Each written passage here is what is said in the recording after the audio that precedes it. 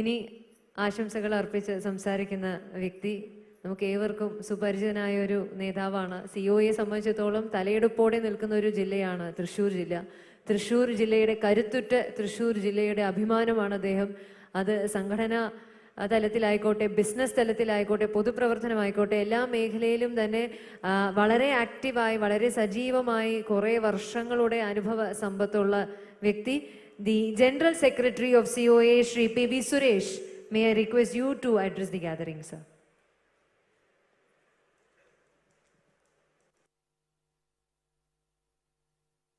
ഈ കൺവെൻഷന്റെ അധ്യക്ഷത വഹിക്കുന്ന ബഹുമാന്യനായ പ്രസിഡന്റ് ശ്രീ പ്രവീൺ മോഹൻ, വേദിയിലും സദസ്സിലുമുള്ള വിശിഷ്ട വ്യക്തികളെ, പ്രിയമുള്ള കേരള വിഷൻ ഷെയർ ഹോൾഡർമാർ, കേരള വിഷൻ കുടുംബാംഗങ്ങൾ, മറ്റു സുഹൃത്തുക്കളെ,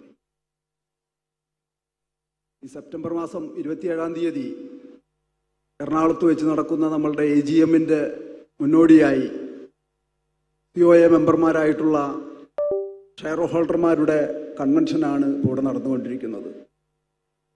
ഇതിൻ്റെ സ്വാഗത പ്രസംഗത്തിലും അധ്യക്ഷ പ്രസംഗത്തിലൊക്കെ തന്നെ നമ്മൾ കൈവരിച്ച നേട്ടങ്ങളെയും നമ്മൾ എത്തി നിൽക്കുന്ന സാഹചര്യങ്ങളൊക്കെ ഇവിടെ വിശദീകരിക്കപ്പെട്ടിട്ടുള്ളതാണ്. അതുകൊണ്ട് ഞാൻ ആ കാര്യങ്ങളിലേക്ക് കടക്കുന്നില്ല.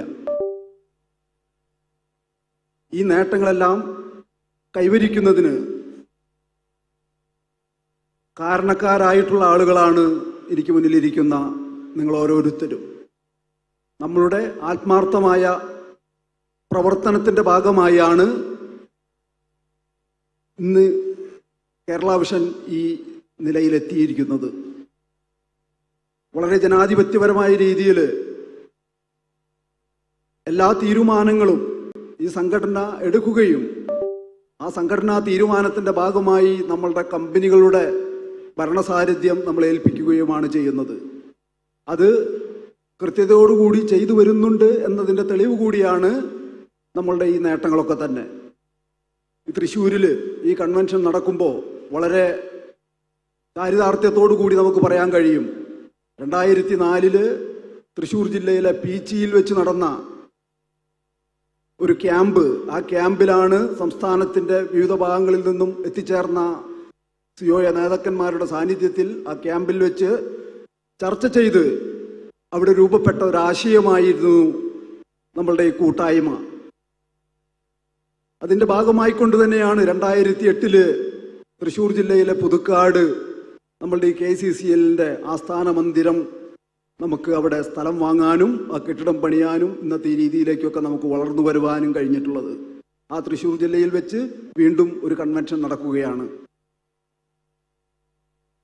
ഇവിടെ ഇത്തരം കൺവെൻഷനുകളിൽ നമ്മളുടെ ക്ഷണിക്കപ്പെട്ട അതിഥികളായി പങ്കെടുക്കുന്ന പ്രഗത്ഭരായിട്ടുള്ള ആളുകൾ അവർ പറയുന്ന കാര്യങ്ങൾ അത് വെറുതെ കേൾക്കാൻ വേണ്ടി മാത്രമുള്ളതല്ല, അത് നമ്മളുടെ ബിസിനസ്സിനകത്ത് നമുക്ക് പ്രായോഗികമായി നടപ്പിലാക്കാൻ കൂടി കഴിയേണ്ടതുണ്ട്. ഓരോരുത്തരും അത് ആത്മപരിശോധന നടത്തണം. ഇപ്പോൾ ഇവിടെ ഇസാഫിൻ്റെ MD സൂചിപ്പിച്ചു, പോൾ തോമസ് സാർ സൂചിപ്പിച്ച കുറേ കാര്യങ്ങളുണ്ട്.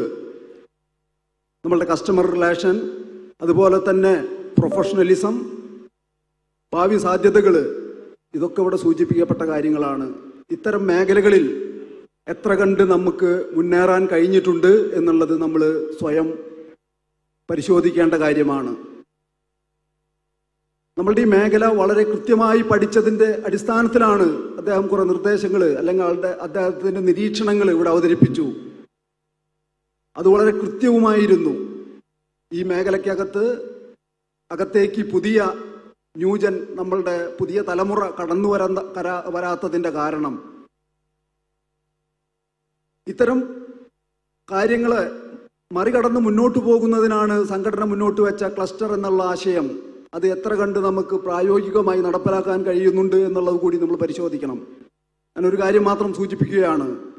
എന്തായാലും സംഘടന ചർച്ച ചെയ്യും. അടുത്ത കൺവെൻഷൻ, KCCL-ന്റെ കൺവെൻഷൻ നടക്കുമ്പോൾ ഏറ്റവും കൂടുതൽ ക്ലസ്റ്ററുകൾ രൂപീകരിക്കപ്പെടുന്ന ജില്ലയെ വളരെ നല്ല നിലയിൽ തന്നെ അവർക്ക് അതിനുള്ള അവാർഡ് ഈ സംഘടന അല്ലെങ്കിൽ KCCL നമ്മൾ കൊടുക്കും. മാത്രമല്ല ഏറ്റവും നല്ല ബിസിനസ് നടത്തുന്ന, നല്ല ബിസിനസ് മോഡലായിട്ടുള്ള ഏറ്റവും നല്ല ക്ലസ്റ്റർ ഉൾപ്പെടെയുള്ള സംവിധാനങ്ങളെ പ്രോത്സാഹിപ്പിക്കുന്നതിന് പുതിയ അവാർഡുകൾ പ്രഖ്യാപിച്ചുകൊണ്ട് തന്നെ നമുക്ക് മുന്നേറണം. അവാർഡുകളിൽ ഞാൻ ചുരുക്കല്ല, സംഘടനയുടെ നയം, കഴിഞ്ഞ കൺവെൻഷനിൽ നമ്മൾ എടുത്തിട്ടുള്ള തീരുമാനങ്ങൾ അത് എത്ര കണ്ട് നമുക്ക് പ്രായോഗികമായി നടപ്പിലാക്കാൻ കഴിയുന്നുണ്ട് എന്നുള്ളത് നിങ്ങൾ ഓരോരുത്തരും പരിശോധിക്കണം.